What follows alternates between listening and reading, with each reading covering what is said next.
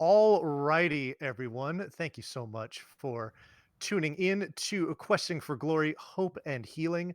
My name is Vonnie Vaughn, and I am going to be your host for these next couple of runs. And seeing how Questing for Glory, in conjunction with RPG Limit Break, is the RPG speedrunning event, it only makes sense that we have a run by the RPG chick, and that's exactly what's going to be happening here. She will be doing a run of Legend of Mana. So, RPG chick, how are you doing tonight? I'm doing super fantastic. I am ready for this, and I will be joined on commentary by the ever awesome Sarah Puran and Magical Gnome. Hi, guys. Hello, hello. How we doing? Magical Gnome. Alrighty, so we have a couple of orders of business here. Before we get started, it looks like you are going to need to know not only a character but a name for your before you get started. Is that correct? I think the bit where it was only for the name. I don't think there was a character choice in there. Oh, I'm so- sorry, the story. Not I said character. I meant the story. Okay, well, let me have the name first, and then you can Okay. give me the storyline. Okay, with a total of $67, your character is going to be named Tiff. That is Tiff with a capital T. Okay, that was going to be my next question.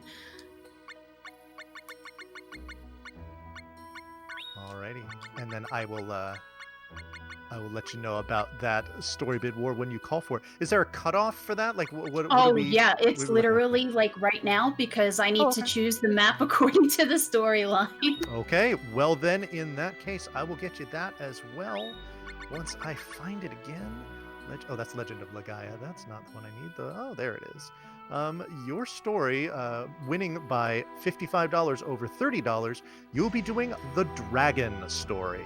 All right, so we need to go up to the top part of the map here because the map definitely makes a big difference. Okay. All right, I'm ready here. I believe my commentary is ready, so hopefully our lovely restreamer Glitch Witch is also ready because I'm gonna count us down. 3, 2, 1, let's go.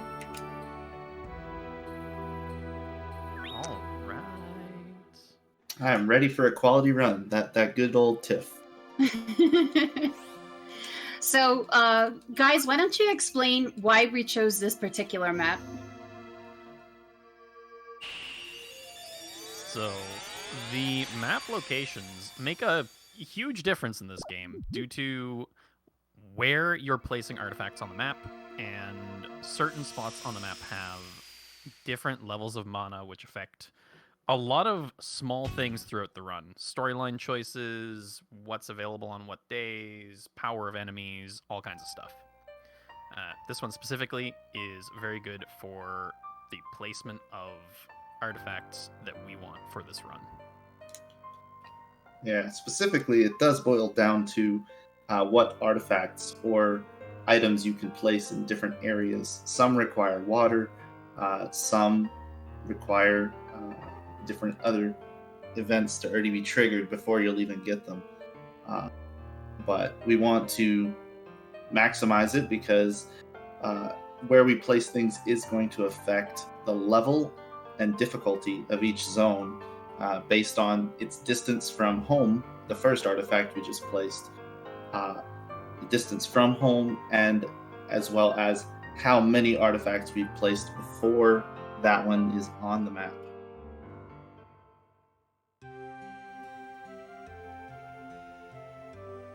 So starting off, I'm going to be switching a couple of my skills here. And essentially, the special techniques and the other abilities that you learn will vary depending on, number one, the weapon that you have equipped, and number two, on what skills and abilities you actually do equip to your character. So the ones that I'm equipping, which is lunge and spin, are going to be used to learn what I need down the line here. We're also going to be picking up our first artifact from this little sproutling here, which is the City of Domina. And as was pointed out earlier, where you place the artifacts definitely has an impact. So I'm going to be following a very specific map in terms of optimization of where we're walking, because we don't want to have to walk too far from place to place. And additionally, so that we can make sure that all 18 artifacts do get placed down on the map so that we can finish the game. Finishing the game is a very important part of the game, Typically, yes. especially for the speedrun. We like that. So essentially, this game is broken down into little mini events, which are triggered by all kinds of various things. Sometimes it's triggered by various NPCs. Sometimes the mana level actually matters. But here, we're going to trigger this first event by getting this dude here, whose name is Elazul. And this is kind of Jumi storyline-ish, but essentially we need to do certain quests to unlock other quests. So we're going to offer Elazul to help look for his partner Pearl. We're going to get another artifact from this little fairy girl here, and that's going to lead us into our first dungeon. Hardest part of the game done. Didn't accidentally choose the wrong text with Elazul. I know, I was like sitting here like, oh my gosh, I have to pick the right choice. There are backup strats, but it's not fun. Choosing the right commands is going to save you time in a big way, because saying no to Elazul in any way there, you'll have to run around town to get him to show up again, to then go back to the inn and recollect the jade egg. Yeah, with some of the other ones, if you put the wrong input, it might mean a little bit of extra dialogue, but that one in particular, like they said, it's a lot of extra running around to do. You lose a good 2 minutes to that, and it's run over.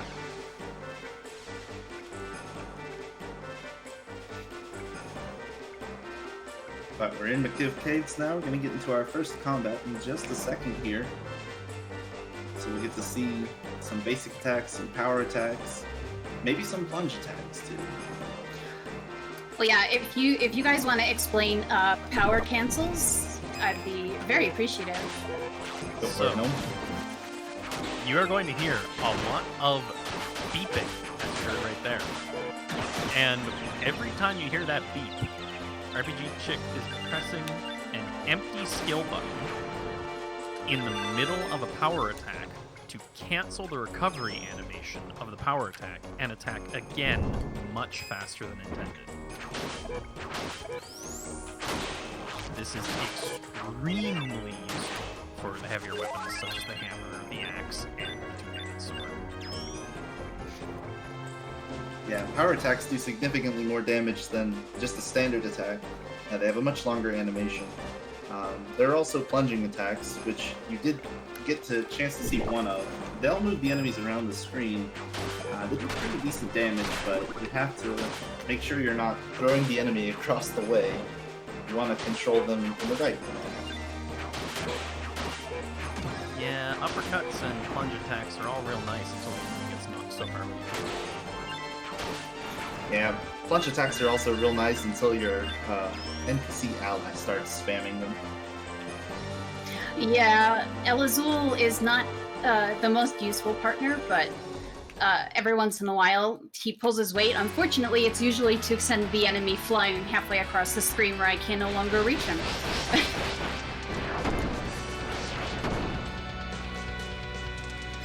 And here we have the first of... Do we fight two of these guys, or is it just the one in this story? It's just the one in this story. Yeah. In Fairy we fight too, and this one all we get to fight is Doom. And right there, you may notice that she took no damage from that heavy attack from the boss.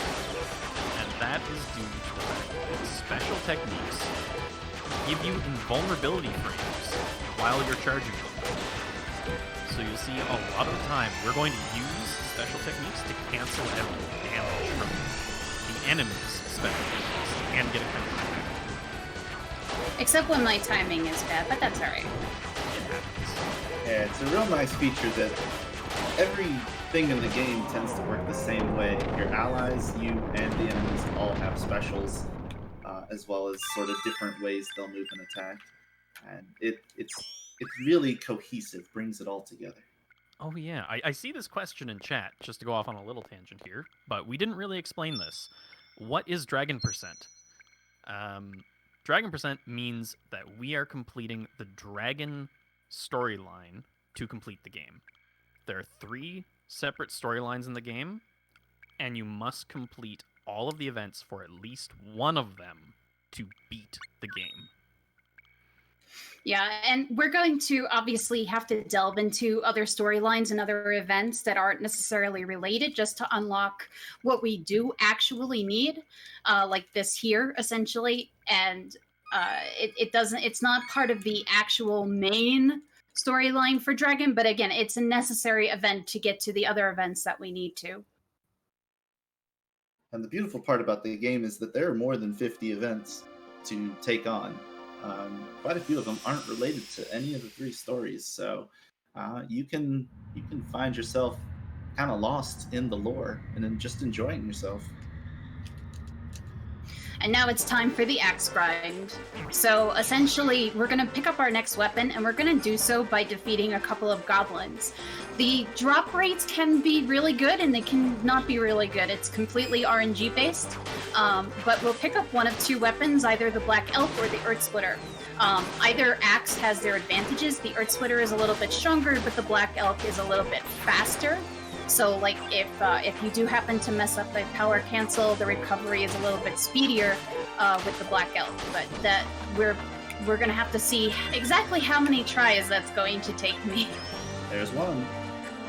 And another thing about the weapons in this game, each one has a number of different effects. One, the Black Elk, is a lighter weapon and lets you move faster. The Earth Splitter is slower, but they also have different effects on your final stats. As each level up changes how many stats you get. Well, it looks like I got 2 Black Elks there, so... I thought you were gonna have a choice for a moment. I know, I got so excited for a second there. You just gotta learn to wield one in each hand. That would be pretty awesome. I do wish I could do something like that. But we're gonna switch the abilities to defend and jump here in order to learn what we need for other abilities coming up in addition to the STs that we're gonna get from this axe. One of the very interesting parts of the game is the fact that your special techniques, or the STs, are actually dictated by what skills you equip. There's quite a lot of them, and each one has a damage rating on it, from minor all the way up to extreme.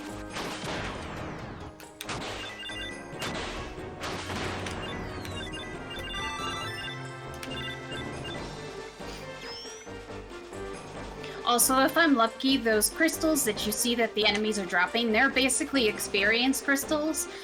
So the enemies can drop those, they can drop just coins, or they can drop items. Most of the items are pretty useless at this point. There's only going to be one more weapon farm coming up a little bit later in the game. But experience crystals are always good because a little bit higher level means a little more HP and a little bit more attack. It's always kind of a delicate balance when it comes to experience, because it's nice to be a higher level, but it's also slower to pick it all up compared to when an item drops. The EXP will stay on screen longer than an item drop will, so you can plan around it if one enemy is off on the wrong side of the screen. It can be a little bit of a hassle if it decides to drop experience. Yeah. We want to see experience to get those levels, to get that power, but if we get too much of it, or, you know, some of it gets thrown off to the side, it's a pain to go and get it. It's true. Even with the wiggle walk, it's still a little bit of a pain to go out of your way to get it. Yeah, the nice thing is that bosses never ever drop anything but experience, so you'll always get a few levels up from them all the time. So a little bit of story for you folks. We've just picked up Niccolo, who is a traveling merchant. He's kind of a swindler, though. he's trying to charge this lovely British teapot for lots of money for a broken wheel, essentially. It is an artifact, which we're going to use, but it seems a lot of money to charge 50,000 for a broken wheel IMO. He's going to be sticking with us for a little bit as our partner as we go do some other quests first, especially this one over here, which I'm heading towards now, which is the quest about the monster corral and how to catch monsters and how to raise monsters. And even though we're not really going to be indulging in this quest, I believe it is necessary, if I'm not mistaken, in order to get the... Oops, I did the wrong input. The partner that we're going to get later on. In order to get Glory. And this is the only route of the game that actually requires you to get a pet. Because... Yeah, there's a dungeon later on in the game where essentially you have to have 3 party members, or it just... Uh-oh, what's he up to? There we go. All right. Yeah, the beast egg can be a little fickle.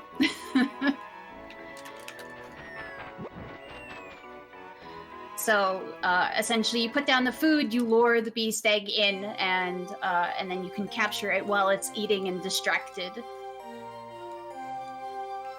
Technically, you can use other partners for this run, but the Goblin Guri that we're going to be picking up at some point has a nice benefit, which we'll talk about in a little bit when we get him. Yeah, that egg that we just captured actually hatches into a rabbite. You do have to wait a couple days. You move the days by moving around the world map, but it will come out of its egg if we do come back to the ranch and check on it later. We won't do that, but just a little bit of knowledge. You can have rabbits as your teammate. There's so many eggs out there, as well as other NPCs that you can team up with. And this... one thing that a lot of people don't know is that there was a promotion with Final Fantasy for this game. In that, if you had... Was it Final Fantasy 6 save data? Or was it 7? I believe it's Final Fantasy 8. Oh, it is 8. What am I saying? If you have Final Fantasy 8 save data on your on your memory card, you actually can unlock a chocobo as a pet. There is one chocobo that you do actually fight in battle towards the end of the game.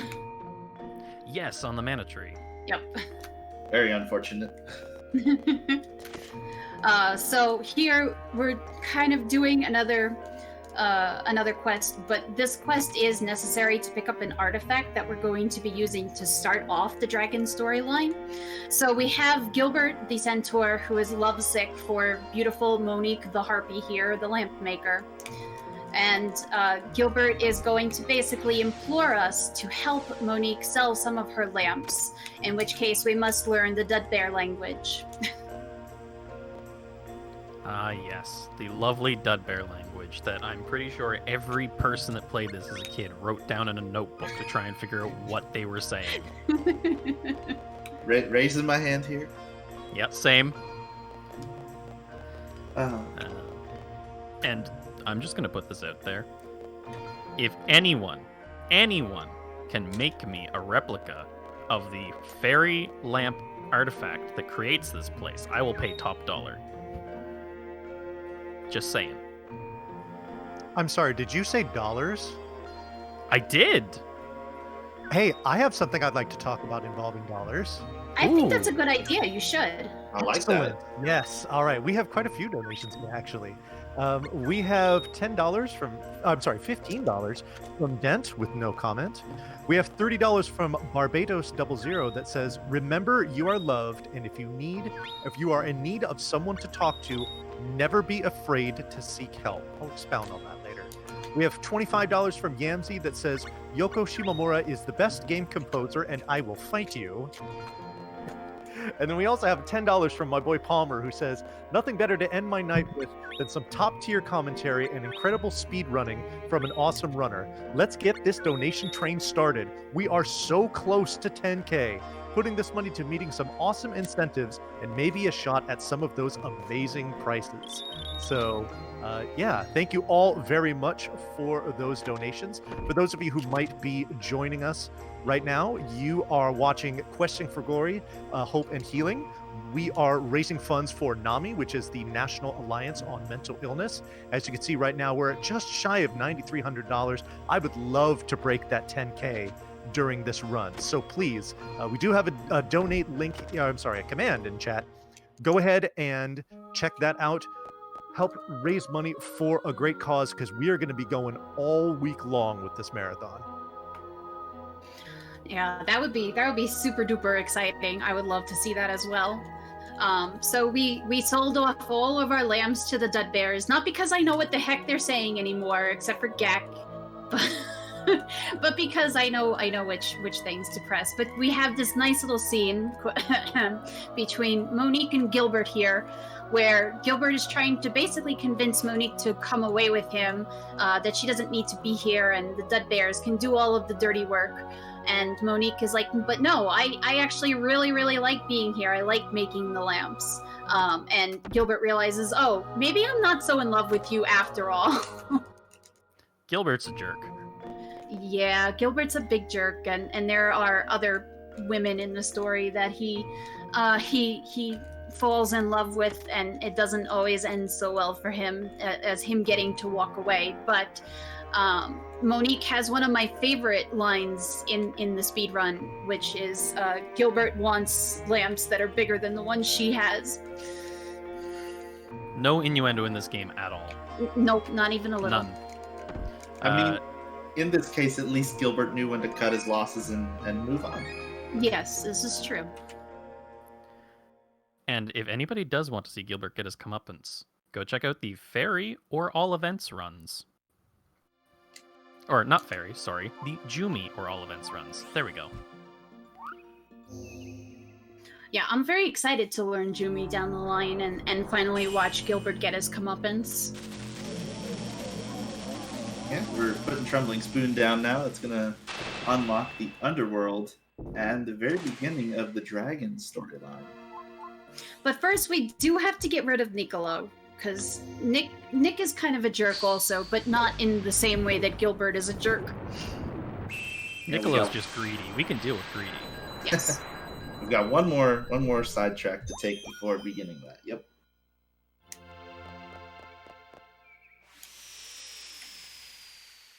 So I do see a question in chat about safety saves. The nice thing about this run is if you do happen to die in battle, which has happened before, you absolutely can just restart the battle. You do not have to safety save at all. It's really nice. Great. This is probably one of the safest games to run, honestly. Unless you're trying for world record, in which case you're going to hate weapon drops. I don't know. Movement becomes more of a challenge the deeper you go. That's also true. Yeah, if you guys want to explain the Wiggle Walk a little bit, because I only just learned about it about a month or so ago myself. I'm sorry for bringing that up. No, don't be sorry. It's been a good thing. It's been a good thing. Yeah, So, go right ahead. Yeah, so the Wiggle Walk in this game, a lot of PS1 titles, or at least from my memory, you've got your 4 cardinal directions, but everybody knows that walking diagonally is faster. Crash Bandicoot does it a whole lot, but Legend of Mana also has that capability. If you just swap between 2 of your directions very quickly, you can essentially go at that diagonal for a frame or two, and that lets you walk just a little bit faster. Pretty technical and difficult to do repetitively. And you might hear some of it. I know I can hear a little bit of it coming through the microphone, but to do this, she is essentially just mashing as fast as she can up and right, or down and right, or up and left, over and over and over and over again to move at these speeds. And It gets really straining on your thumb. It does. At least with the joystick, it's a little bit, with the analog stick rather, it's a little bit less awful than it is if I had to try to do it with the D-pad. Yeah, so just as a quick reminder for anybody who just came into chat, Dragon Percent is one of the 3 storylines that we have to complete. It's required to finish the game. And there's counterattack, our favorite skill. Well, second favorite. Counter-Strike is favorite.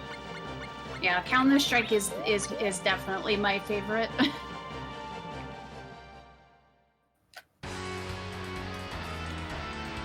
Here we get a nice, interesting cutscene where we get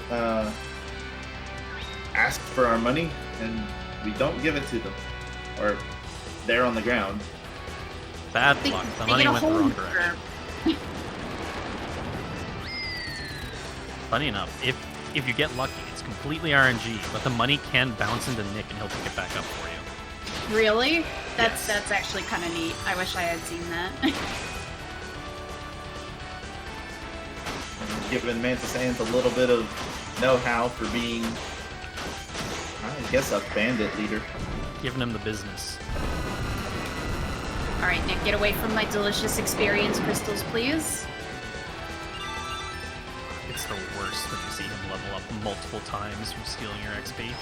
Yeah, Nick is notorious as a partner for stealing your experience. Pretty We good all- placement on your finish there, though. Yeah, it was not a bad fight at all. The Mantis Ant is usually not too bad, though. We were very close to getting Nick's synchro bonus there. Almost had extra money pop out of that chest. But yeah, after telling us he was going to make us rich, Nick gives us a bunch of garbage and runs off. But remember, smile. I hate that he says that. And believe it or not, Kurlan, there's actually an item in the game called the Forbidden Ring that allows you to share XP with your teammates. I mean, look, if Nick was actually going to stick with us long enough for it to matter, then I would be all for sharing the experience. But he's not.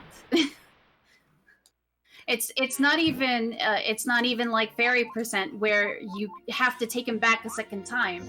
I was You going to just say, we don't never even see see him Nick again. again here, do we? No, not ever. This run is all business. We see the NPCs, most of them, just a single time, except for the main dragon storyline, which of course they're going to stick around a little bit longer. Yep. And now we're going to go pick up Guri, who is our goblin partner. Essentially, we're going to find Guri in the back of Lumina here. He wants to be an evil goblin, and we're going to take him with us to help him make his dreams come true. But there is a nice side bonus to having Guri in your party. So the little streaks of lightning that you see when you basically are merging up with your partner allows Guri to give you a little attack boost, and I believe it's double attack, yes? I think so. I think it's only 25 or 50%. Oh, is it? Okay. Oh, 50%. Yeah, that's what it was. Thank you. 50% is still good. It is. And yeah, the party synergy isn't talked about much. It's not something you really notice, and it's not mentioned in the game at all.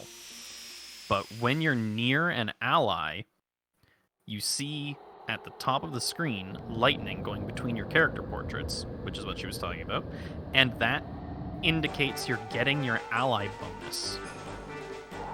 And every character has a different ally bonus. The main character provides HP regen. Niccolo can double any money that drops while it's active. I'm not sure about the others. Quick note for Cool Trainer, talking about a Mad Mallard as a pet, I do believe you can find an egg with the Mad Mallard inside it. I think Mad Mallard's a demi-human, actually. Does he not appear in an egg? I think you find him as a demi-human. He's definitely somewhere, because I remember having fun with him. Yeah, he's a demi-human, so he's the same as Guri. You find him somewhere and pick him up. Yeah, okay. So we had an interesting encounter with this wolf dragon thing outside of the grave, and then we lost, and now we're in the underworld. Yeah, we're gonna be here for a while. It's okay. We have a rematch down the storyline eventually. But essentially, this this dragoon named Lark wants us to meet his master. And in order to meet his master, we have to get the quote-unquote baptismal of flame, which is why we're talking to Olban here, who can grant us permission to go do that. And these candy-striped shadows will essentially help us around the underworld a little bit, including giving us the baptism of flame. Yeah, quick warp there. Warping is much faster than running around. We want to walk as little as possible. Agreed. If for no other reason than to save our thumbs. But yeah, now that we have the baptism, we're going to go down to see Lark's master. This is probably a good time for some donations, Bonnie, if you have any, or if you have anything to plug. I sure do. I can do both of those things. Let's start with the donations, because that's really what this is all about. We have a $10 donation from V Agent Zero that says, "Good to see you, RPGC. Hope you crush it tonight." And we also have $100 from BB Jeffy P that says, "Yoko Shimomura crafts some of the most amazing music across so many games, and Legend of Mana is no exception. Let's go 10K, and here's to hope and healing." Thank you both very much for the generous donations. Speaking of hope and healing, that is the event that you are watching right now. It is a Questing for Glory Hope and Healing event. We are raising money for NAMI, which is the National Alliance on Mental Illness. It is the nation's largest grassroots mental health organization whose work is focused around 3 pillars: education and support, awareness, and advocacy. What does that mean? Let's talk about the education and support. Via their 48 state offices and more than 650 affiliates, NAMI offers a host of signature programs, presentations, and support groups that are available free of charge. This includes a national helpline that can provide information, resources, and a compassionate, understanding trained volunteer to support anyone who calls in. These programs reach more than 300,000 people a year and are life-changing opportunities for education, connection, support, and personal growth. You're going to see down there in the bottom left corner of the screen, we have raised over $9,400 for NAMI. Every single penny of what is donated so far and for the duration of this run will be given to the National Alliance on Mental Illness. We are gunning for 10K. I think we can do it during this run. So please get your donations in and let's get to, what would that be? 5 digits on that donation counter before this run is done. Let's go, folks. So that was the Hitodama fight. That was actually not too terrible because Hitodama can teleport all over the place, as you saw. Hitodama also will vanish from time to time whenever it feels like, and special techniques will be cast in your direction. But Hitodama played relatively nicely, but that essentially was our trial to let us know, to let Draconis here know, the man in the mustache, that we are powerful enough and we are worthy to meet him at all.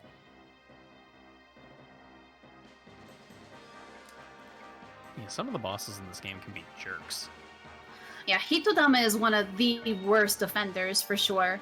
But essentially now Draconis there is saying that we need to help Lark in his mission. Otherwise, we will eventually fade away and die because we entered the underworld, I believe that's how it goes. Because we took the baptism of flame, did something to our body that was not good. We may or may not have a soul anymore. It's probably fine. It's totally fine. But essentially at this point, we're going to be looking for the other dragons out there and their mana stones. And I think this is the only storyline that actually has mana stones, unless Jumi does, and I don't remember. This is the only one. Runner is not from Jersey, Runner is from New York. Pretty There close. is a very large difference.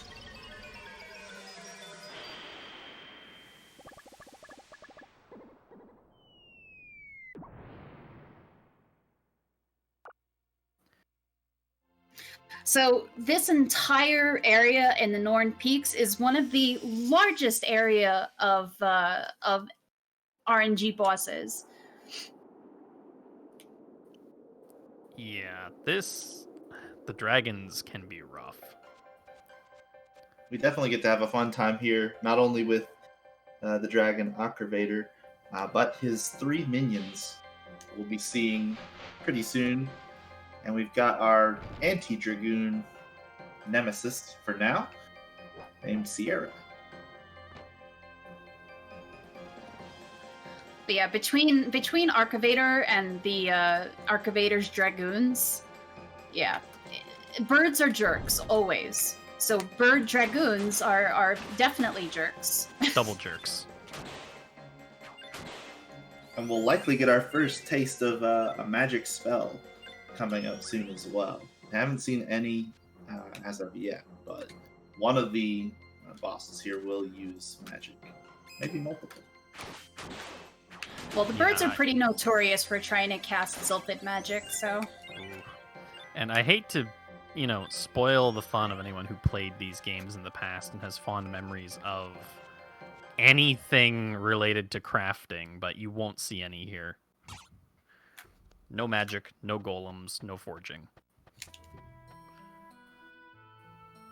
Crafting is just an art that takes a lot of time, a lot of resources.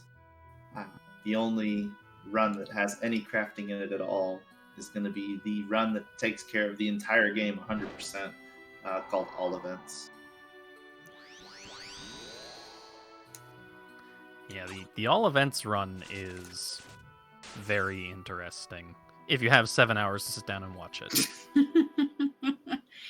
Well, 7 hours is for somebody who's actually good at it. Yes. I was going to say, if you don't know it well, it may be closer to 10. Oh, I hate these shriekers. They're so aggravating. Shriek nips are one of the worst. Yeah, one of the things we haven't talked about via combat is the status effects you can get. When you have little puffs of smoke above your head, you're actually confused and your D-pad movements are backwards. Yeah, so at least it's the same confusion that it is in Secret of Mana. Yeah, at least if you know confusion, you can deal with it. Yeah. When you get the little green circles above your head, you're actually paralyzed. Ugh, that's just the worst. Yeah, and it lasts so heckin' long. And for the people commenting about how pretty this game is, all of these backgrounds are hand painted and then put into the game. And that's the reason that it looks so good even now. Oh look, magic! Yeah, the attention to detail is top notch here. There's a question in chat about playing the game with 3 people. Legend of Mana can be played in 2-player couch co-op.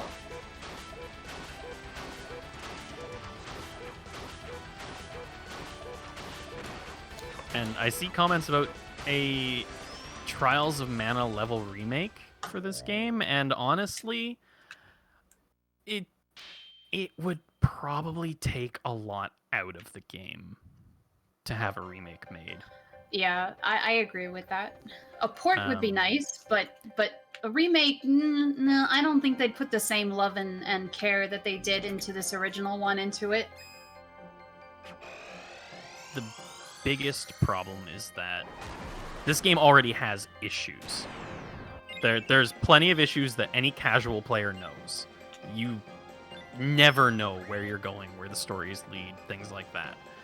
And while a faithful remake that did nothing but update textures and make it high fidelity would be good, it would be completely lambasted by the fact that nobody knew what they were doing.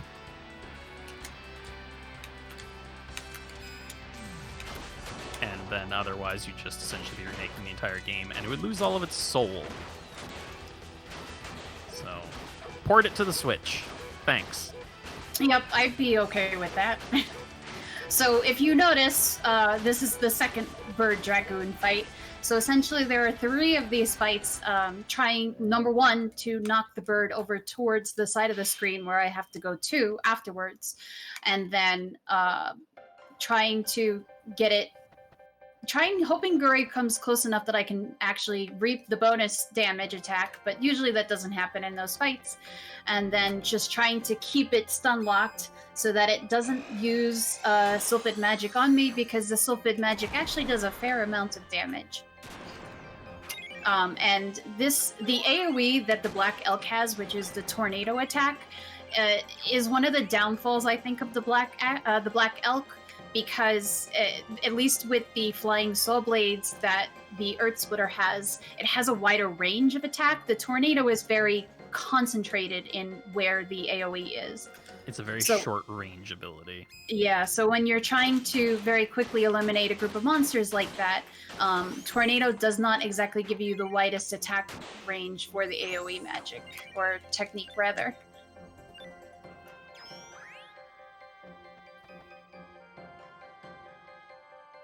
Personally, I'm a fan of the hammer, because Blammo is OP. I'm Team Axe here. Sorry, Team Two-Handed Axe, I should say. Team Earth Splitter. Yeah, I'm a big fan of the Earth Splitter myself. You just don't get to Counter-Strike today. I apparently don't. For those wondering, actually, Counter-Strike is when she's raising the axe in front of her. If an enemy hits her during that, she'll retaliate for 8 times her standard damage. Which, as you can imagine, is pretty nice. 8 times damage only gets better the higher your level goes. Exactly.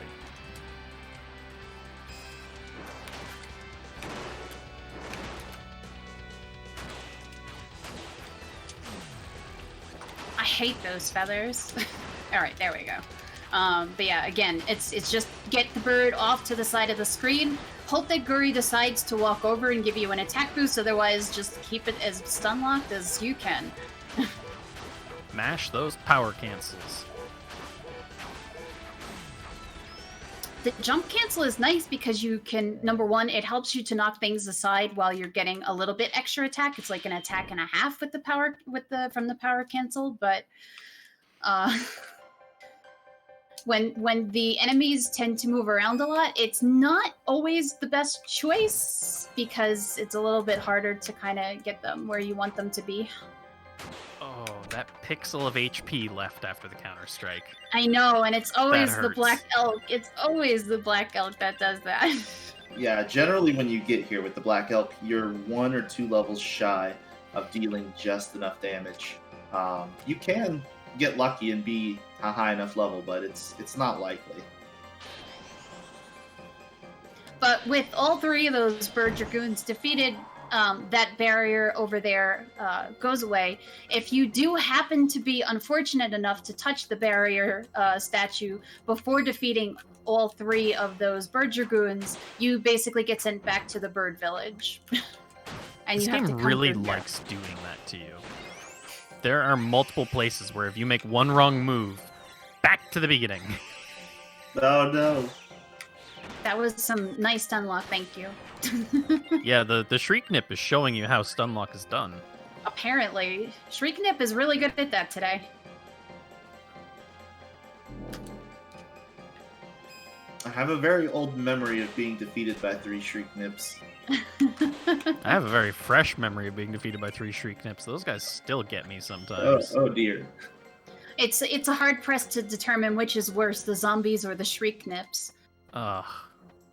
Yeah, Fairy runs into all of the problems.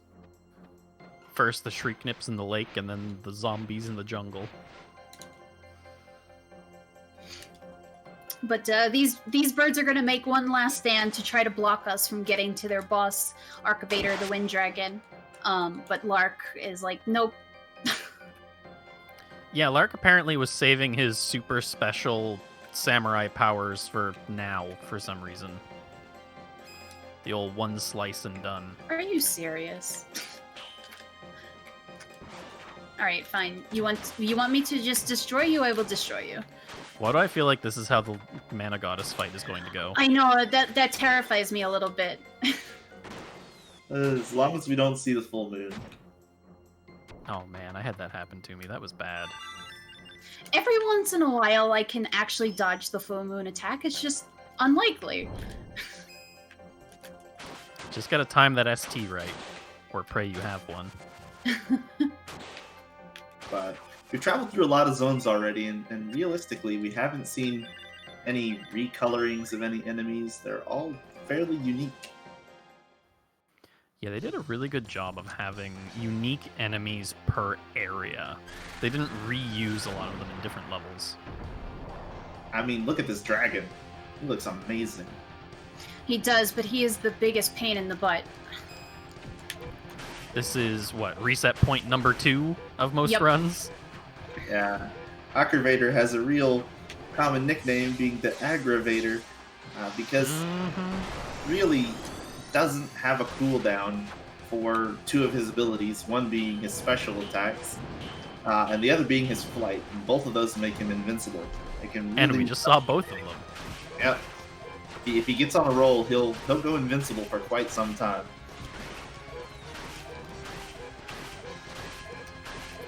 Oh, here's another one.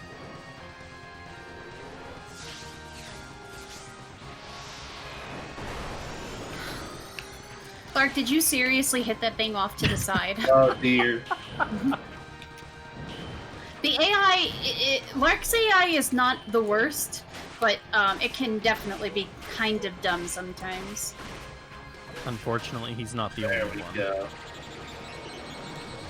That's better. And Gray just ate like 3 of my crystals. Well, at least he keeps the level ups. This is true. He'll pay you back by throwing his axe a few times. Well, he keeps them until you feed him. So I suppose he only gets 1 level.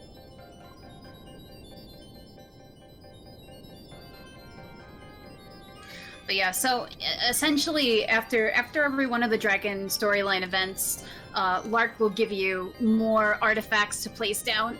And if you played this casually, this is probably the storyline that you stumbled upon yourself, because it is like the only storyline that is direct and straightforward. Lark is like, here, this is where we're going next. This is what you have to do. Yeah, this is the only straightforward story in this game. And I will actually counter that statement with the next area we're going to, because oddly enough, you have to have a party of 3 to continue the dragon quest line in the Bone Fortress. And sometimes you won't have a third party member when you first come here, and you won't know that. Yeah, those things that are supposed to be switches in the beginning of the Bone Dungeon definitely do not look like switches. Because the first time, when I first started learning this run, the first time I went through it, it was relatively blind because I hadn't played this game since it came out. And I was like, what are you talking about? What am I supposed to hit? I don't know what I'm supposed to do. I do have to ask, who decided it was a good idea to bring children on a field trip to a place called the Bone Fortress? Why can I not talk to this I mean- NPC? There we go. Bone meal is a good thing for plants, so there'd be some stuff that would grow here. It'd be nice. Doesn't seem like a dangerous place.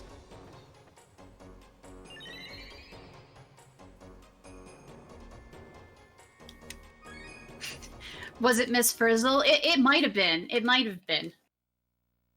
Definitely some magic school bus type things going on here. So we just did a very short mini quest just because they were like, oh, we need to mix this potion for our teacher. Can you help me gather the ingredients? Okay, we did that. Now we get to come back in here and actually go into the Bone Fortress. But essentially, all the kids that are here have been hearing voices from the fortress. They don't really know what it is. And we're going to go investigate it. I really, really like the next NPC that we're about to meet. His entrance is extremely cool.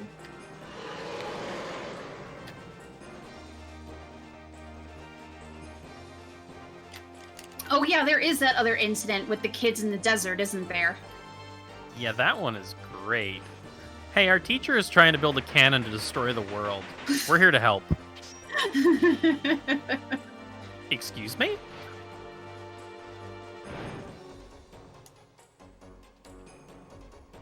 Yeah, there's so much good story to take in, no matter which direction you head.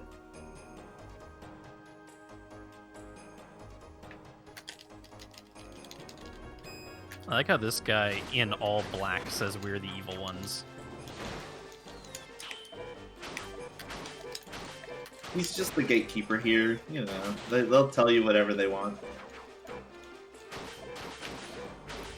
He's got the rocket arm. He's got a shield. He's got a spear. He's got I don't know, a blade kick.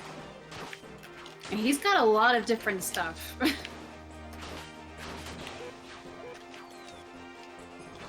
Also, somebody pointed this out, and I just realized we are currently the small axe gang. Oh yeah, we are. I forgot that Lark has that little axe. If we're all wielding small axes, who's the leader? Well, soon it will be Brave Blade grind time, so... Oh boy. So yeah, you guys want to talk about Brave Blade grind? Sure, I'll go with the fourth try. Oh no, fourth try! So the Brave Blade is a rare weapon drop from these enemies. And it's really strong. And is that it? No, it's not gonna be it! Nope, Throat Slitter. Unfortunate. Throat Slitter is the more common drop from them, which is a dagger. We don't want daggers. Yeah, If so we can get a Brave Blade from this, it increases our damage significantly. yeah, and- just like the goblins from earlier on in the game for our axe pickup, the goblins had I believe it's 12.5% chance to drop either of the two axes, and we don't care which one we get, so it's essentially 25% to get what we need. It's the same situation here with the swords, but we don't need the throat slitter, which we just saw. We only want the brave blade, so it's half the odds to find what we need. And it's never the Brave Blade. It is. It's never the Brave Blade. It's true. It's never the brave blade until you get two in a row.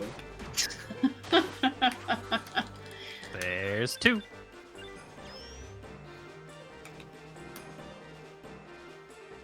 Will we get it on three? These swords are also very, very aggravating to fight because they will block you and counter you and oh okay. Hey, three Alright. tries. That was super duper lucky. Let's change around my special techniques because now that I have the sword, it has its own special techniques. Wait, we got way, way, way, way back in Mekiev Cave. Yeah, because this is another two-handed sword. The ones we learned at the beginning of the game are still useful. Shall we celebrate the acquisition of this brave blade with some donations? You know what? Go ahead. I'm just gonna go pick up Lark and we're gonna make our way through the rest of this dungeon. Okay, cool. I have $10 from Dragonista that says, always have to support more questing with dragons. A day late in watching QFG, so here's lots of donating to catch up on. We have a $1 donation from the Countess that says, priming the Lingwar bid war, A and pray. And A Smith 1313 donates $10 and says, more donations toward Octopath incentives. Keep up the great work, everyone. So this actually is a really good opportunity after hearing those donation comments to talk about some of the, well, actually, let's talk about what we've got coming up here. So right now you're watching The Legend of Mana being run by theRPGchick. After this, we've got Xenoblade Chronicles Future Connected. That's going to be run by Aeon Frodo.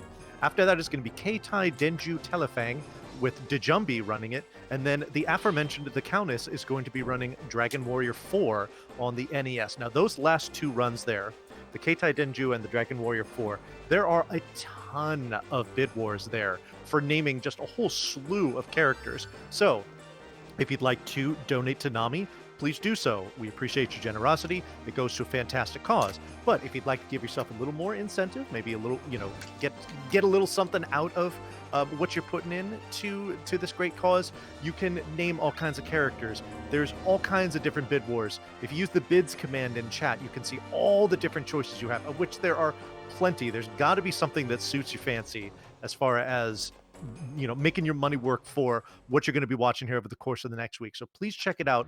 Please keep these donations rolling in. And like I said, we really want to get to that 10K before the end of this run. Let's see if we can do it, folks. I have faith in you. But yeah, as I can see in chat, 3 fights is definitely not bad for the Brave Blade, because it is, as chat says, only 1 extra fight. And here we come upon Deathbringer. I believe Deathbringer is Jajara's Dragoon, right? That is correct. He has a very dark lich design from Secret of Mana.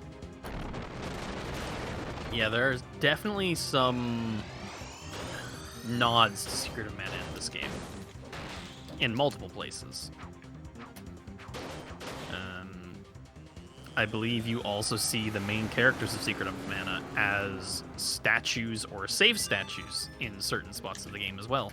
Oh yes, that's true. When we get to one of the dungeons later, you'll see Papoy's save statues. But with Deathbringer down, we're gonna come on to the up to the dragon for this particular dungeon. I'm gonna try to get Guri to come over here a little bit, and this is gonna be Jajara. Jajara is the bone dragon, and this is gonna actually be a 2-part fight. And we get a bit of a boss gauntlet here. Between fighting Sierra, then Deathbringer, and then Jajara Part 1 and 2, kind of back to back.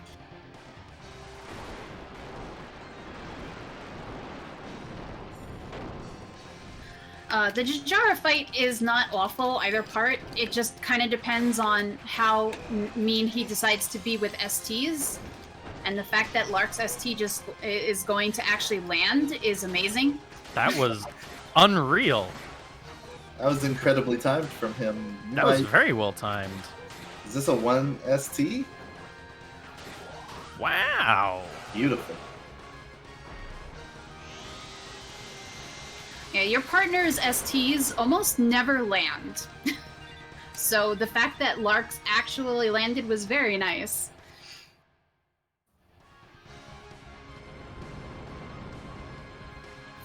All right, round 2. Is this boss a reference to the Bone Dragon in SD3? Why do I not remember which one is the Bone Dragon in SD3?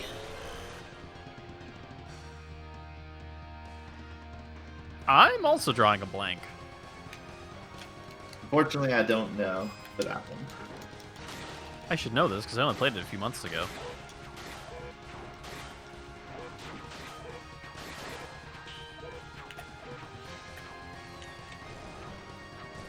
Yeah, I don't remember a Bone Dragon in SD3 myself, so it might be you are mistaken on that one. But there actually will be a boss later on in the run that is a 100% nod to SD3. Good old Full Metal Hagar. Yep. Hanging out in the vacation. He's just trying to have a nice vacation. Oh well. Yeah, Lunging Arc does a good amount of damage, especially with Brave Blade as our sword. Yeah, one interesting sort of iteration to Lunging Arc specifically is that I don't know if it's the only ST, but it does have multiple hits. Whereas most STs will only hit one time, you'll see 2 attacks, 2 different swings that both deal damage, which transform it from a medium damage to much higher. But with the Bone Dragon down, there is only one other dragon besides Draconis left, and that's going to be the White Dragon, Vadis. I always feel bad about fighting Vadis. I do too, especially because she's really pretty and fluffy. It's true. I just want to pet cuddle her. Vadis. Yeah, Vadis is very much the Falcor of the group. Oh no, we're killing the dragons. Game of Thrones all over. Oh, heck. You're right. At least the ending is better.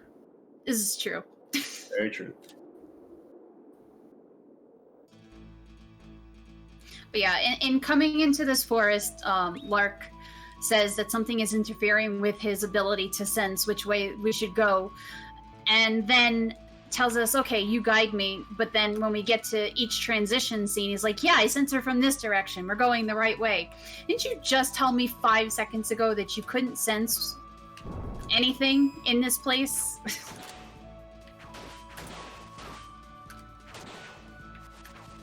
The screen transitions are probably, outside the forest, so just a brief moment. It's a plot device, right? 100% a plot device.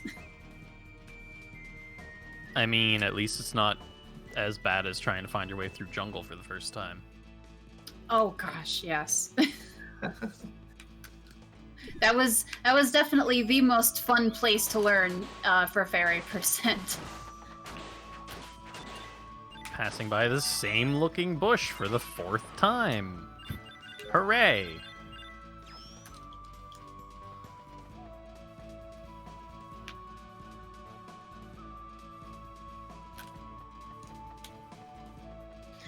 Yeah, and especially since you have to go into the jungle twice. Oh. To 2 different parts of the jungle both times, which is even better. I mean, junkyard isn't so bad, guys. At least in the junkyard, they tell you where you're going. You know, if you take the time to actually read. Yeah, the junkyard has signposts for you. The jungle is a bit of a search and find, and the right ways to go are actually hidden. Also, something to point out that I forgot to mention at the beginning. The Rabbites. The Rabbites you kill are only white. The only yellow Rabbite in this game is your partner. Oh yeah, I forgot about that. Yeah, it's weird, because normally yellow Rabbites are the staple enemy of the game. But no. Only white Rabbites here. Yellow are your friends.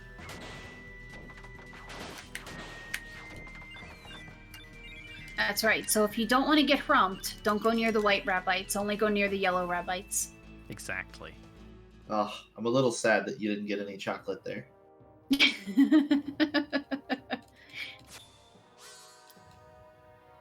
I mean, typically what usually happens for me is the tomato man munches on my head for a few minutes and then spits chocolate out as it's dropped. Mm-hmm. I don't want to talk about tomato men. They're the worst. At least there's only one in this particular storyline. That's true. There's only the one in the mana tree. So, Sierra is Vidisa's dragoon, and she's been trying to convince Lark that what he's doing is wrong.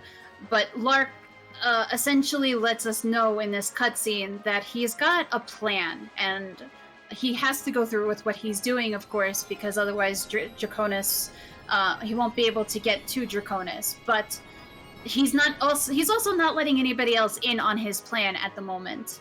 So now that he's got all 3 Mana Stones, he's going to run back off to his boss. I'm sure this will be fine. Nothing could go horribly wrong here, right? No, of course not. Yeah, the only problem is that Lark is the Dragoon and Draconis is the Dragon. There's definitely someone in command there. Come on, Sierra, stop dancing and hit me. Let's get a beautiful Sierra fight like you had in the Bone Fortress. That would be nice, but she Ooh. doesn't seem to want to cooperate very much. She just kind of wants to dance around right now. This is almost as bad as fighting Dana.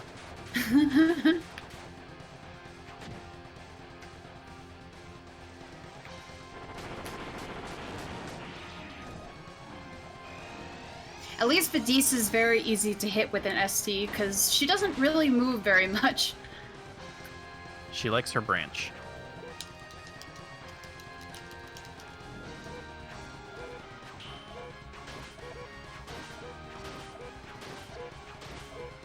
But yeah, you do want to try to get Sierra first, number one, because Sierra is very dangerous. And number two, you have a better chance of Guri walking over to you and giving you the attack boost to get rid of Vidis a little bit more quickly. Unfortunately, Guri was like just kind of chilling on the other side there, which he does often. Gray found a shiny rock. Yeah, that particular fight can go a lot of different ways. Sierra's very mobile, whereas Vidis just kind of sits there and attacks with her tail or shoots off magic. That sleep spell that we saw a few times. But now with Lark gone, we're going to make our way back into the underworld because essentially Vidis has pled for us to help take care of Draconis.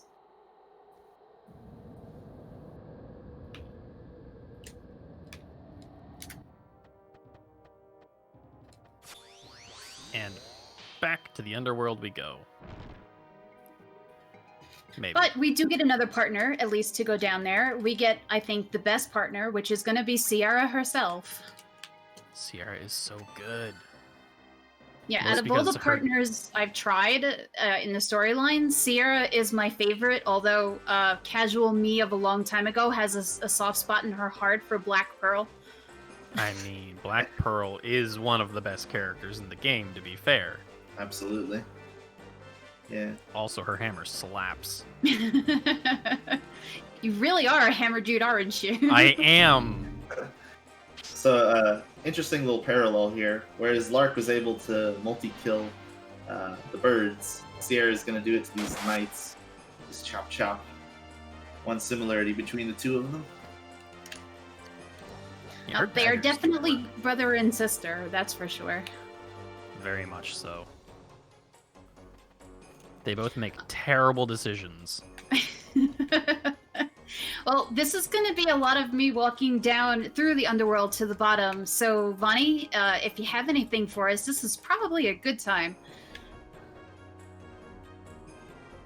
All right, doing a little refresheroo here to see if we got any donations come in. We didn't. Y'all, what's going on? We are raising money for the National Alliance on Mental Illness, and we do need donations from wonderful viewers like yourself to make that happen. If you want to, the link just popped up in chat just a few minutes ago, or just a few seconds ago. If you'd like to donate, go ahead and click on that link there, and your money, all 100% of everything that you donate is going to go straight to NAMI. So rest assured that the money will be appropriated in a good way. We've got plenty of bid wars and donation incentives that you could put that money towards. So if you want to see something in particular over the course of this run, which is going to be going on for quite some time, all throughout the rest of the week and into the weekend, there's certainly going to be something there that suits your fancy. So please check it out, make those donations, give me stuff to do. But yeah, essentially up to this point, we've basically been retracing our steps, and we're going to delve even further down into the depths of the underworld because Draconis is waiting for us at the very, very, very bottom. Yeah, one neat part about the underworld here is it starts out pretty empty, but as you play through the game, some of your choices can make this place quite poppin', quite popular.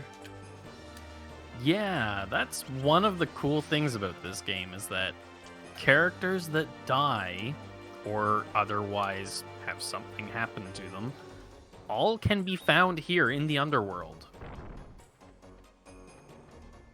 which you'll never see in a speedrun.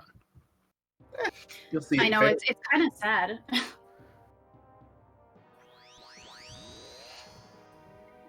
So we make our way down here, and we come to Larkin Draconis.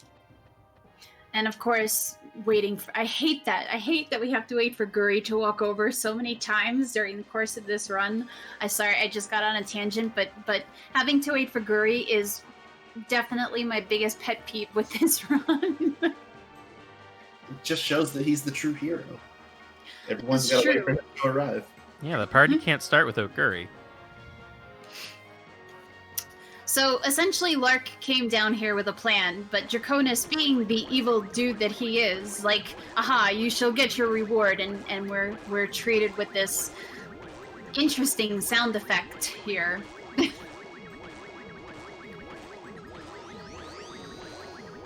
Yeah, it's something. Same sound effect used by the vampire, I believe. Oh yeah, it's true. And maybe the Tomato Men? I don't think the Tomato Men have it. I think it's just this and the vampire. Okay. I mean, look what it does to you. No, Guri, come back. Don't walk away, Guri. I need you. Guri is actually helping. It's a miracle. I'm okay if he just wants to stand there. Yeah, I'd go for it, dude.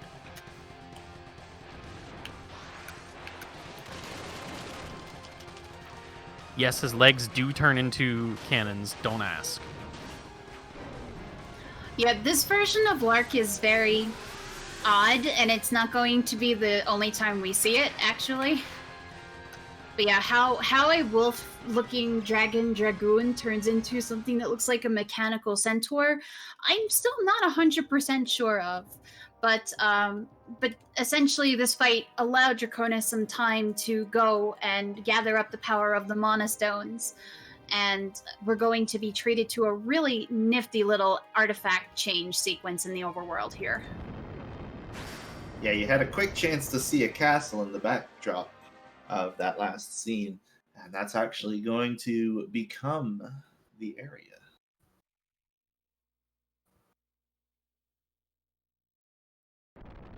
It's one of, what, 2 locations in the game that actually change their look? What's the other one?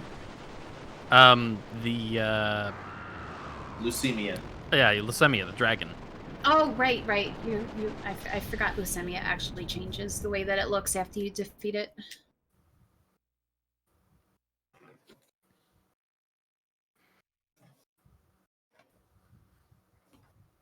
But yes, so this is Draconis' castle.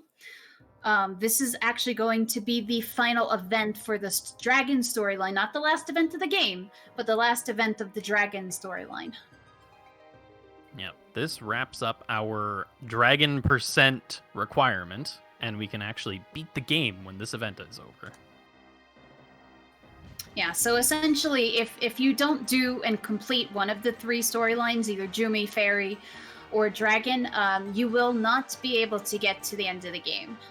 So you do have to complete at least one full story arc, and I believe this is also the shortest of the 3 of them as well. It absolutely is. But I see some people in chat saying that this castle is not fun. This castle and the underworld are definitely the things that took me the longest to learn my way through for the speedrun.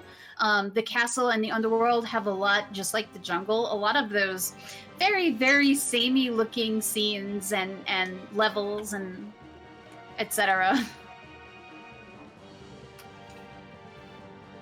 I can remember a D-Rust not too long ago where I chose not to resort to any guides, and Oh, yeah, jeez. I got lost here.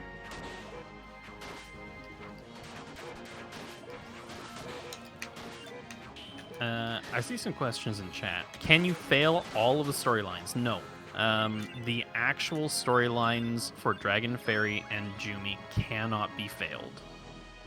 There are safeguards in place to prevent that. But there are many events you can fail. There's an infamous one in all events involving a treasure map. Oh. Yeah, that one can add some time to your run. Yeah, that's a specific event that gets a safety save. Yeah, I think that's the only safety save in the game is before treasure map. I haven't done the all events, so I don't remember that one at all. Long story short, you have a limited time to catch a couple people in multiple areas before you fail the event. Yeah, if the captain returns, Uh, he'll just take all the map pieces from you that you've gathered, and that's the end of it. A lot of people actually ask that if there's a Cactus Diary percent, and in order to get the entirety of Cactus Diary, after every single little event that you complete, you have to go back home and tell Little Cactus about it. So no, there is not. I mean, that's all events plus 20 minutes. Basically, maybe, yes. maybe 40 minutes. Yeah, for the amount of time you would have to take to go out and back in again, yeah, no. It also turns into a memory game at that point, remembering to go home. It's not fun.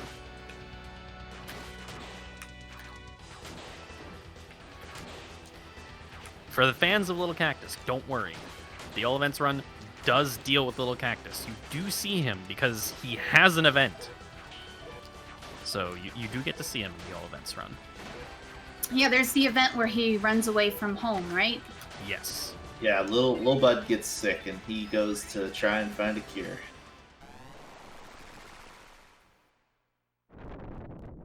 Does I assume you read the exact same thing I just did. It's not Mystic Quest, darn it.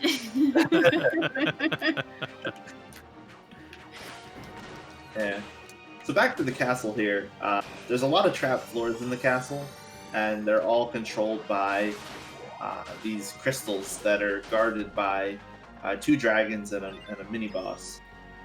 As we clear these enemies, we have access to more of the castle, more treasures, but more importantly, getting up to where Draconis is located. We also just passed by a Popoi save statue.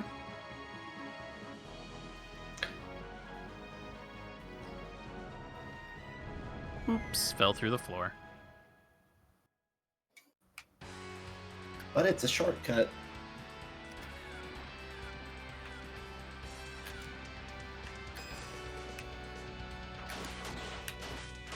I'm gonna try, and it seemed to be relatively successful, to push this dragon over to the right side of the screen, because this is another situation where you kind of get stuck waiting for Guri.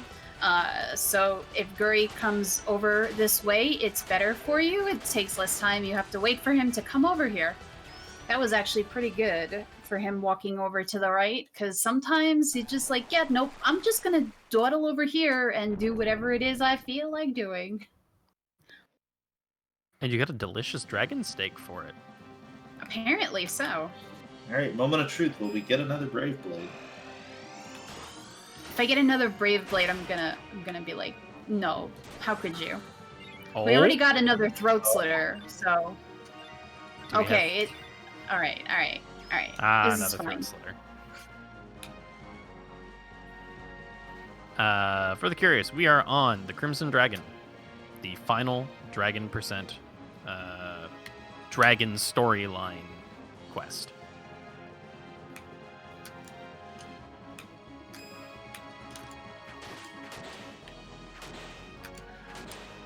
And yes, to all of the donators who have said that this OST is amazing, we all agree.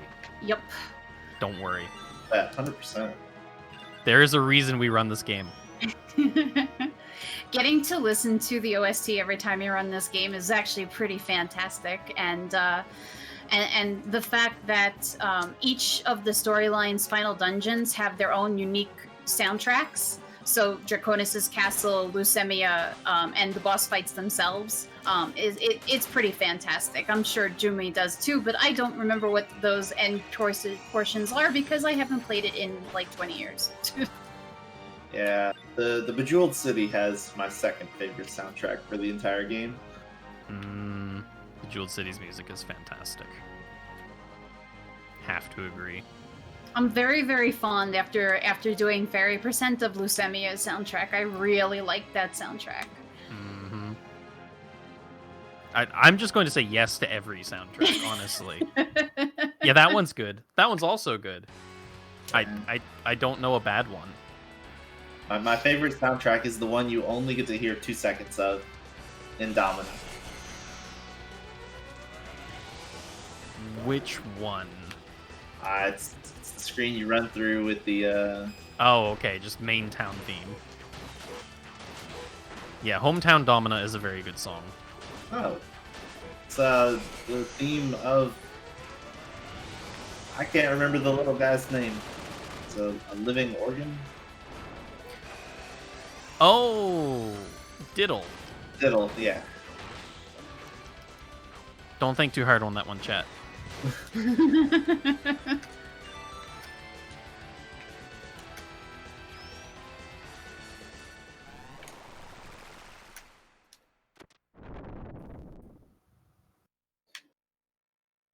So we just went through Lark 2.0. It was exactly the same fight as Lark 1.0. So nothing really to say there, but we are coming up to the Draconis fight very shortly here. Yeah, while they do have pretty unique enemies throughout the majority of the game, the bosses do get some reskinning. But they do have different attacks sometimes.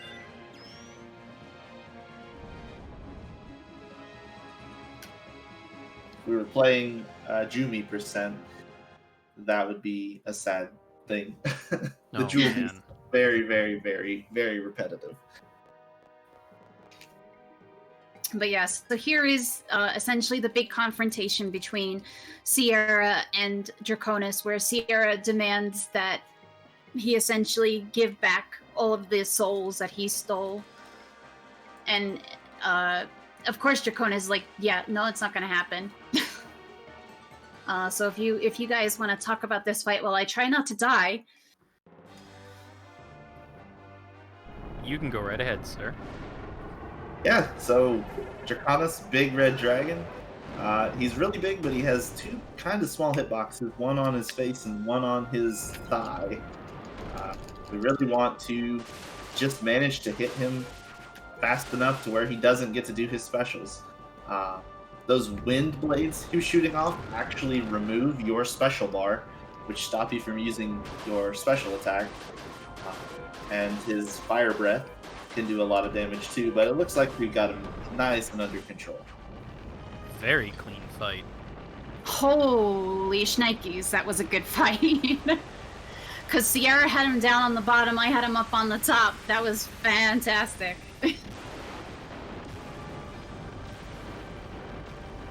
Oh yeah, people in chat mentioning the number of frames this boss has. I will say I looked at the sprite sheets for this, and that boss gets an entire sprite sheet. It's massive.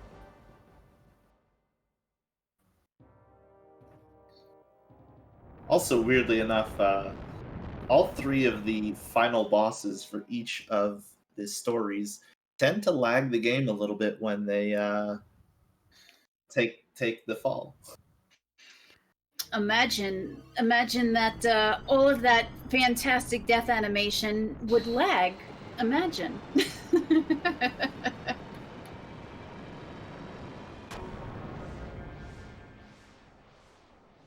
So again, despite this being the end of the dragon storyline, we do still have a couple of more events that we do have to go through in order to beat the game. But since most of the dialogue here happens in slow motion, if you would like to read it, you're more than welcome to. But the gist essentially is that Lark is now back because Draconis is dead, but he can't yet come back to the realm above. He is still stuck in the underworld because he's essentially tainted by Draconis, and anyone who touches him will also be cursed to stay in the underworld, at least for this portion here between the siblings. 1,000 years. Yes, 1,000 years cursed that he is stuck in the underworld. Of course, Sierra is not very happy with her brother, and she's like, you know, I should be able to do something. You always try to take on all of this stuff yourself, and I want to be able to help you, but Vidisa's spirit that you can see on the left side there is basically telling her that she really can't do anything.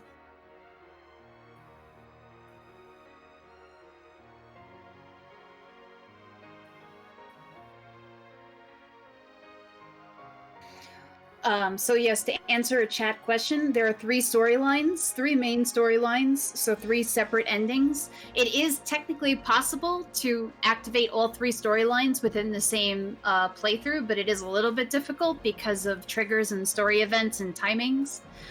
But yes, there are. So this one, Fairy and Jumi. But all of the dragons get to rise from the dead again and take their places. And for some reason, Jajara has to fall through the ceiling, which I still am not sure why he has to do, but hey, he likes to make an entrance, right? Yeah, we're just going back and undoing all the gameplay we just did, putting the mana crystals back where they belong, restoring the guardians, and yeah, feeling good about doing the right thing. Yep. And even though we don't really have much concept of how much time passes by, it does have a nice little happy ending. 1,000 years. They gave us a number, so. Yeah, but that can't possibly be true in the span of how long it took to go from that to where you see them reunited. It's because Blark does state, he says, I'm going to find a way to beat this curse. Maybe it's 1,000 underworld years. They're like dog years. Maybe. But yeah, at least her brother and sister do get to be reunited at the end. And we're gonna need a longer measurement than dog years.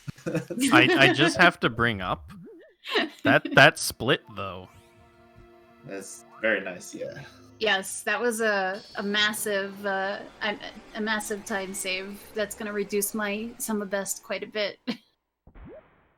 Yeah. So now that we're done with the storyline, we have one last thing to do to unlock the finale quest.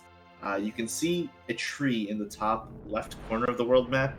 It's not fully grown because we don't have enough artifacts laid out on the ground. So RPGchick is placing what she has. And we still need a few more, so we've got one more quest here to take on. This is actually one of my favorite quests, especially because the music for this is absolutely banging. And we get to play, I usually play a little game with my chat with this quest. How many crabs is RPGchick accidentally going to step on? Because you're not supposed to step on the crabs, but sometimes crabs just get in the way.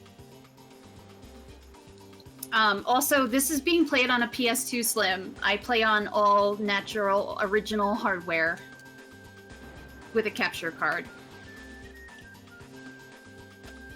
If the crabs aren't meant to be stepped on, why is there a reward for stepping on way too many of them? It's true. It does unlock something else, doesn't it? Yep. Two things, actually, if you step on enough of them. Well, for the sake of this run, you're technically not supposed to step on them because it does take a little bit of time away from you when you step on them.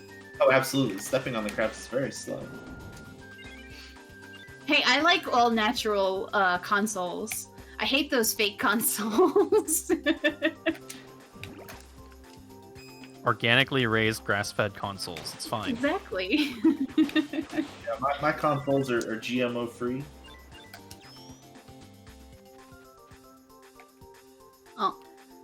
Oh no! There are crabs everywhere! Rip crabs. Dude. That's usually the screen I step on the most crabs, to be fair.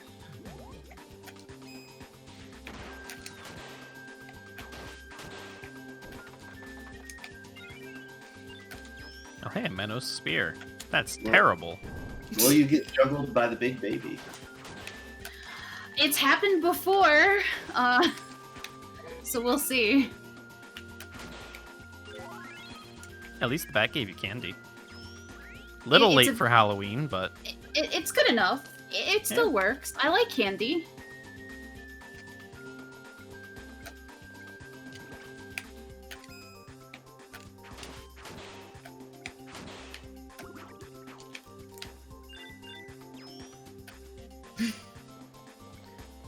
The music is so upbeat here, it gets you really excited.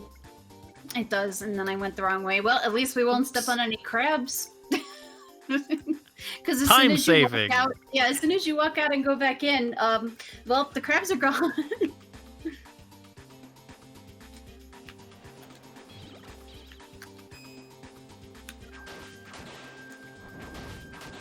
But we are at 2 crabs, so there Not is still bad. one more room. But usually that room is not too bad to go through.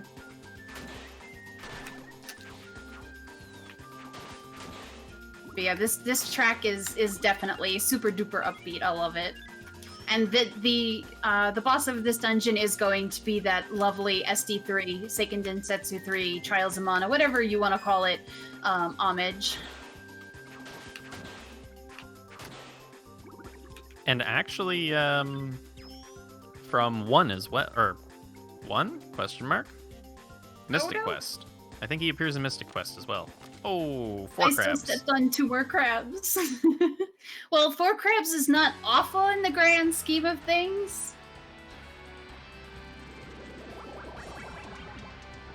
Doesn't match up to any of the other numbers though. Second try axe. Final Fantasy Adventure. That's the one. There we go. Oh, actually, if we're counting second try axe, third try sword, 4 crabs. 4 crabs. Hey. There you go. And first try Alazzle. Oh heck.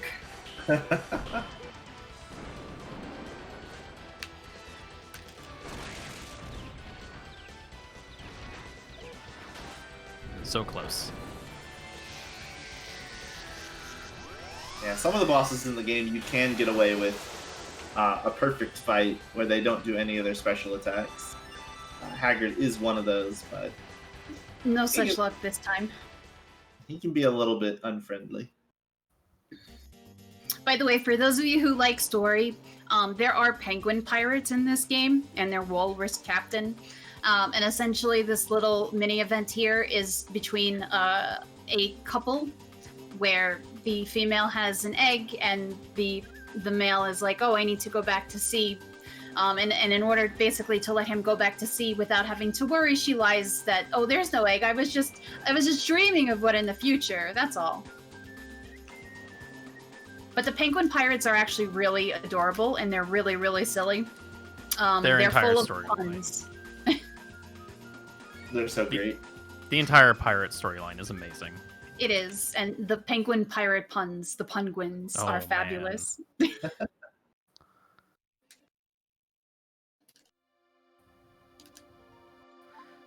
How much does XP matter in this route? Honestly, not a lot. Just by virtue of how the game works, we get more than enough XP through just killing things that there's no need to, stop and try to farm for levels or anything like that. Yeah, because all the rooms are the same every time. Your combat is going to be the same no matter what you do. So yeah, XP just comes naturally.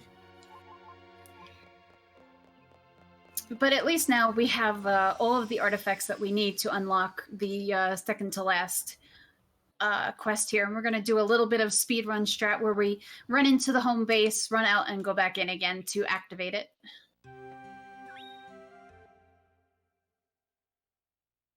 Yeah. And if you were watching closely, you could notice that the tree grew up when we went into home and left home there.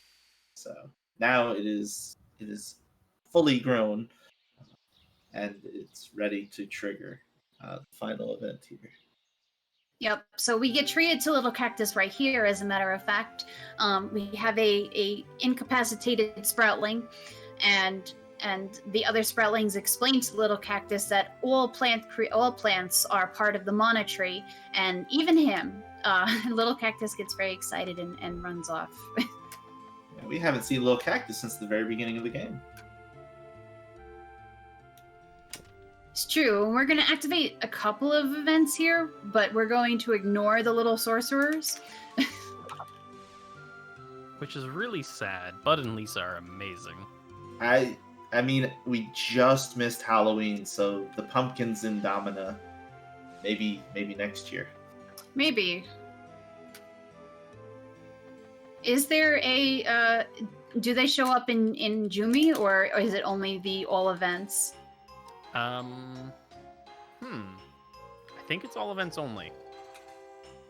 Oh, that's a shame. Or actually, no, I think they do show up in Jumi. Never mind. I think they're part of the fairy storyline or not fairy, the Jumi storyline for one or two things. I need to go refresh on Jumi's story now. I also kind of miss that we don't get Pokiel's great story about Watts. Oh man, and the singing.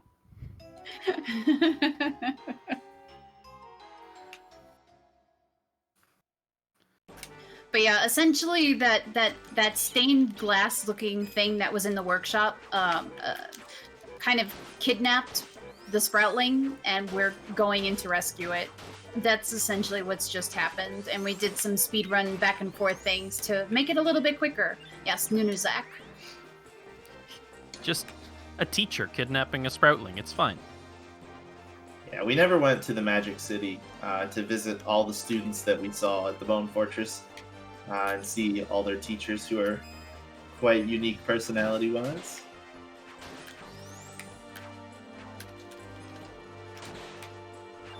Certainly one way of putting it. Yeah, they definitely do have some interesting teachers, don't they? Yeah, they're all jerks one way or another, honestly.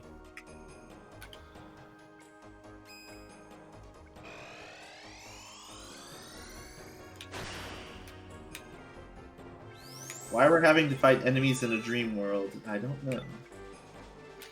It's better not to ask. I mean, it is Nunuzak, so who knows? Fair. Oh, what did we get? Wind cap, of course. I'm really glad that there are like a million less spiny caps to fight in this route than there are in Fairy. Oh man. Spiny caps are the bane of my existence. And you have to go to the lake twice in Fairy. Yeah. Ugh. But Between the second Shriek Nips and the Spiny Caps, the lake is the worst. Yeah, but the lake has one of the most memorable bosses. Fair. I mean, Which one? The first one or the second one? We're definitely talking about Boreal Hound. Okay, good. mhm, Rainbow Doggo is definitely best doggo. the run ender himself.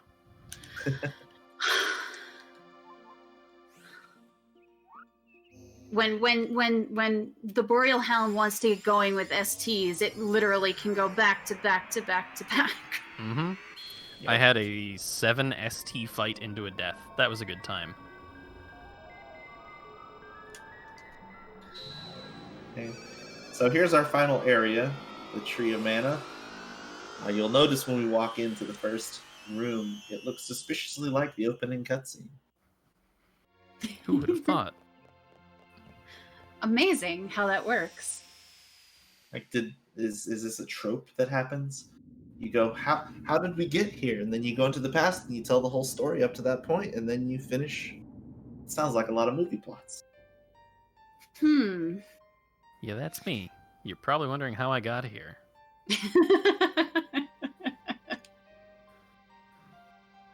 But yeah, the Mana Tree is definitely a gorgeous set of scenery dungeon to traverse through. So I definitely would say enjoy the background and the music for this area.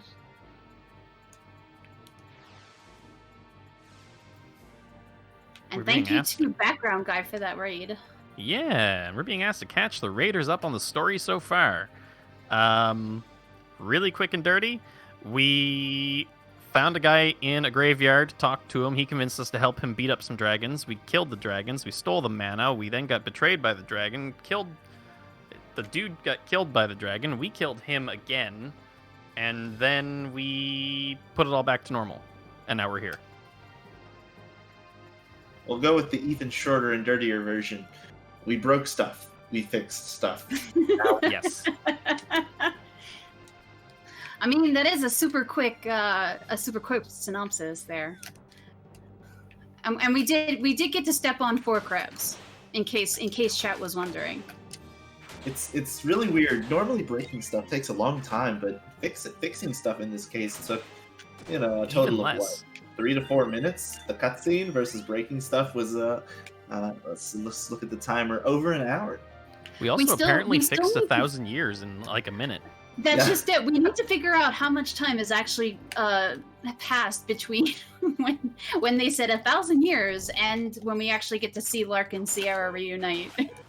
Yeah, secretly, this is the longest speed run out there, at least by in-game timer. Yeah, game totally doesn't want you to know that you've been playing this for 1,000 years. Or it's the fastest speed run because we just completed 1,000 years in an hour and a half. Better turn off your hydration bot alerts. So that'll be a lot of them over 1,000 years.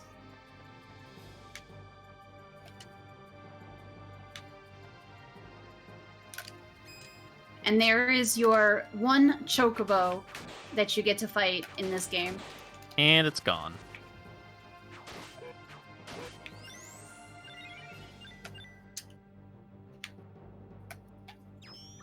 And it's not even a regular chocobo. You get traded to a black chocobo, which is fantastic. Premium chocobo.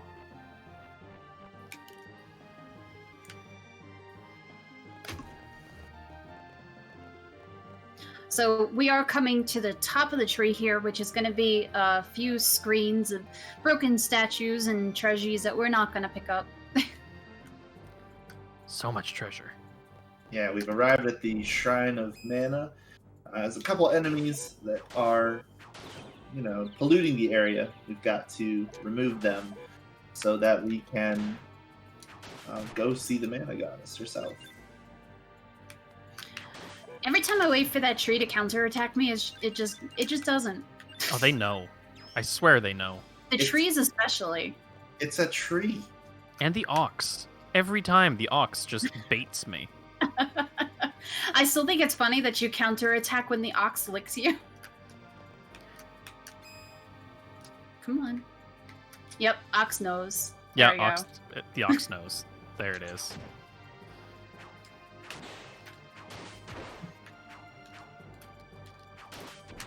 Wow, that cockatrice just did an uppercut. Can't remember the last time I saw that. You mean the basilisk? Ah, I called it the wrong name, didn't I? You did. It's all good. They're both kind of pink. It's true. Yeah, that's the last big question. Is the Tomato Man going to eat my head? I'm going to say yes. It usually does. Apparently Tip's hair is very tasty. I don't know why. But the Tomato Man definitely likes to take a chomp. I think Tomato Man is part zombie. It's been hanging around the zombies in the jungle for way too long. I would completely believe that. Okay, And this is why I will always go hammer. This dragon is a jerk. He really is. Well, we are suffering a little bit from running with Black Elk. The damage is a little bit on the low end. I just have to say, for anybody that doubts it, hammer kills that entire group in one shot. Yeah, that's Does it really? Better than I can say for the axe. Press blammo, delete dragons. Heck. Now you make me want to get a hammer for this. It's worth it.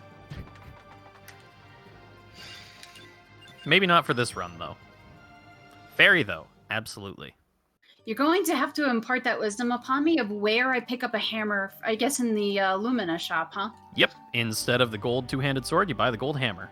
Hmm. And it has a higher power scaling than two-handed sword. Hmm. I don't know You why intrigue people me, don't run sir. the hammer. You definitely intrigue me. I must pass on the wisdom of hammer. It is my duty as the hammer main. Just to let our restreamer know, time will be on the last hit of on the Mana Goddess. Yeah, when that health bar disappears, it's game. Yeah. So we've entered the final arena here. Mana Goddess wants us to defeat her evil. You'll notice that on the bottom of the screen, the moon is slowly darkening. We want to win the fight before it fully darkens, because the Mana Goddess will use a very special attack at that point, and it does a lot of damage. Oh no. Darn it, Okay. Guri. Please get out of my way. Oh, Guri is. Guri is knocking her back before every hit. Yeah, it's really not good when he does that.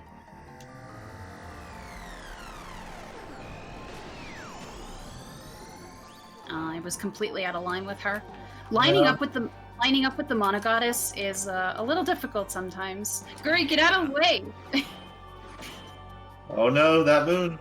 Guri with the Oh, heck. blocks, though. Oh no. Well, She's that's gonna not good. double SC. Yeah, she Well, that's is. very not good. Bye, Guri. Hey, it's 5%. He'll be okay. Now the question is am I gonna get hit by this? Because usually we do. Uh-oh. Oh, we didn't get hit by it. We The didn't get hit by that one dodge. either. And that's time. There it is. Well done. Holy shnikes. That was fine. That was totally fine. We didn't die. Yeah. Totally 100% fine. And you even got a gold at the very end, too. Well, not this split, though. Yeah, that Cage of Dreams split was really good. Yeah, the Cage of Dreams and the Crimson Dragon splits were pretty heckin' good. But yeah, that's that was definitely a thing that just happened. When you do fairy percent, you don't take Guri with you, so having Guri on the battlefield with the Monogoddess is a little bit of a distraction. Yeah. I'm sure people saw when the counterattack was happening, she'd strike and then jump backwards. Normally, she then jumps back forwards and gets hit by the last few frames of the counterstrike. But Guri was hitting her as she jumped forward and knocking her out of the way of the counterstrike. Yep. Yeah, he's a blessing and a curse. He gives you the damage, but he also can cause problems. Oh gosh, but I do want to thank Questing for Glory for allowing me to run this. Hopefully, at another time, I can bring y'all a different storyline. But hey, if you like what you see, I run this storyline. I run Fairy. I will be learning Jumi later in the month. As a matter of fact, very excited to learn Jumi later in the month. It'll be fun. And I definitely want to thank Cerebron and Magical Gnome. The entire Mana community is really legit. They are fantastic people. They've been very, very helpful as I've been trying to dwindle my time here on my PBs. So definitely major shout outs to the Legend of Mana community. They are very, very awesome people. Yeah, and we both run it. And if you, I'm just going to plug the Discord real quick, guys. If anyone is interested in running any of the Mana games, we do have a public Discord. You can come in, talk to the other runners, learn. We're super happy to help anybody who's interested in running these amazing games. And Stop the on guides by. are fantastic. Like they are they have nice maps and they're very descriptive. And Fairy was just redone by, it was you and Zombie, right, Cerebron? Yes, myself and Zombie Punk TV took care of updating that guide a little bit, making it a little more concise. But regardless, from if you're playing casually, if you want to learn about the crafting system, there are multiple in the game, or if you want to run it seriously, yeah, we'll be happy to help out in any way we can. I mean, I don't know if we actually have time for the ending song, because I know we were behind before, but then I also finished like 30 minutes early, so I hopefully we can let it go, because this song is really, really good. Yeah, I was going to say, I'm just sitting here jamming out to this music. Oh, we get to see the Sproutling walking on the tree. Doot, doot, doot. Bye, little cactus. Oh, let's see if we can invite people to that Discord. So yeah, that's the Mana Discord. It has all the Mana games in it.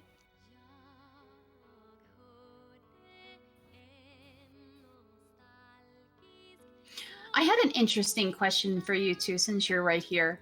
Why is Fairy the only storyline that requires you to wait until you get to the end game save file?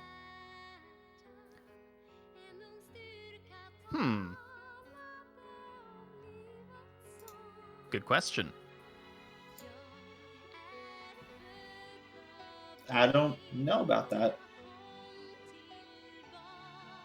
I generally split at the same places. Oh yeah, no, like the split is the same, but in the guide or somewhere it said something about please wait until the end and show the save file that's for the just VOD. that's just a really old guide. Oh, okay.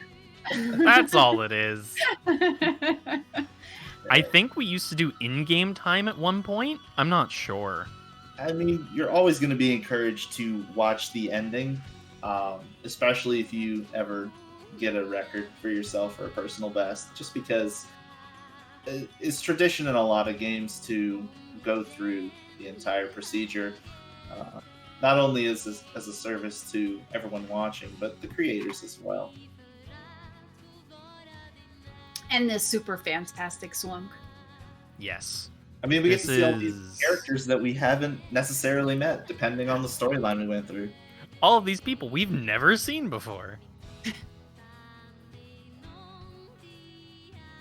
And it's not Japanese either, this song. It's Swedish. Yeah, that always threw me off.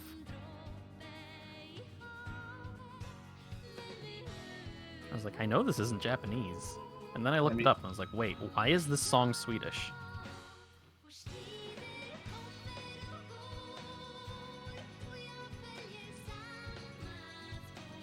Yeah, you specifically can't run this game on fast disk speed.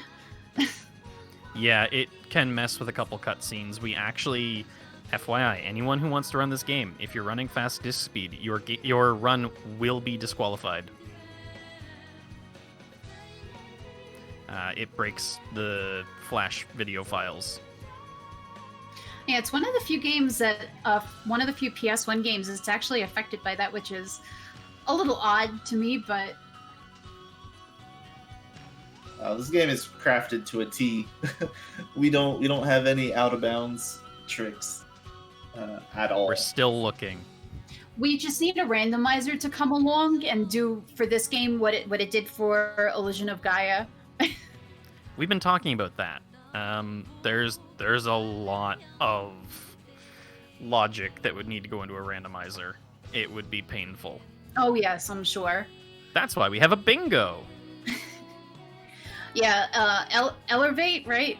Elevated has been doing some who bingo streams. Yeah. Who I think is the only one who runs the all events. Currently, yes. Also does a Legend of Mana bingo. So it's definitely interesting to watch. Yeah, all events is a really long category and requires a lot of practice to be a solid runner at. Him, Elevated, and Quattrocus are the only two that I know of that have done full runs. Oh Has yeah, Quattro- Quattrocus just reworked on the all events guide as well, right? I think he did the old guide. Yeah, Elevated came in and updated the old guide, so... Oh, okay, that's what it was. And Quattro Yeah. will likely come in and they'll, bounce ideas back and forth to make it even better. Yeah. Quattrocus was the only person who had done all events before Elevated started on it. I might try it sometime, but that's, a 7-hour commitment. So... 7 to 10 hour commitment. Well, yeah, exactly. I'm probably going to err closer to the 10 hours for the first couple. Well, you just have to cut it up into comfortable segments. Day one is the first 4 hours, the first 5 hours, and Yeah, however exactly. long you feel is workable. That's how you do any long run until you're ready for your nice 12-hour stream where you hope to get one run. But yeah, thank you again for sticking around for this with us. There is still a whole slew of days left in this marathon. I myself will be back on Thursday to be host. So you will definitely hear my lovely New York accent again this week a couple of times. And I'll be lurking in the background as an admin as well. So please stick around, keep donating to this really heckin' awesome cause. And thank you to Questing for Glory for allowing me to run this once again. Yeah, thank you guys so much. Thank you for having me on commentary. And guys, come on. I want to see that 10K tonight.